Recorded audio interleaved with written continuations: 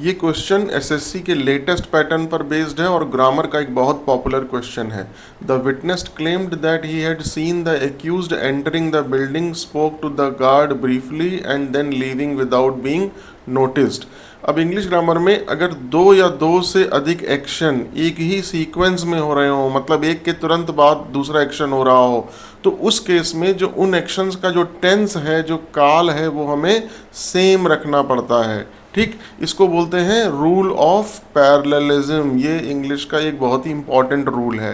अगर ऐसा नहीं है, सेम टेंसेस में वो एक्शंस नहीं लिख रहे हैं, तो वो गलत है, उसे हमें ठीक करना पड़ेगा। आइए एक एग्जांपल से समझते हैं।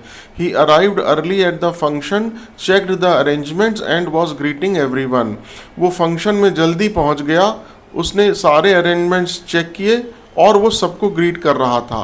अब पहुंच गया, ये देखिए पास्ट में है, अराइव्ड, ये भी है चेक्ड द अरेंजमेंट पास्ट में, लेकिन यहाँ पर क्या हुआ, ये प्रेजेंट में हो गया ग्रीटिंग, यानी कि वर्ब की फर्स्ट फॉर्म प्लस आईएनजी। तो जब ये पास्ट में है, ये पास्ट में है, तो यहाँ भी क्या होना चाहिए, एंड ग्रीटेड एवरीवन, ये भी पास्ट में होना चाहिए। अब ये रूल ऑफ पैरेललिज्म, यानी बिल्कुल पैरेलल हो गया सारे सेंटेंस के जो एक्शंस हैं। आइए अपने क्वेश्चन पे आते हैं।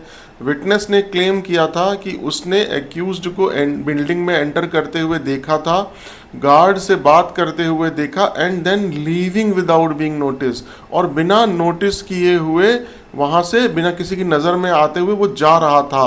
तो जब ये पास्ट है, ये पास्ट है, ये पास्ट है, तो ये भी पास्ट होगा। And then left without being notice, ये भी पास्ट में होगा। अब ये रूल ऑफ पैरेललिज्म ओके हो गया।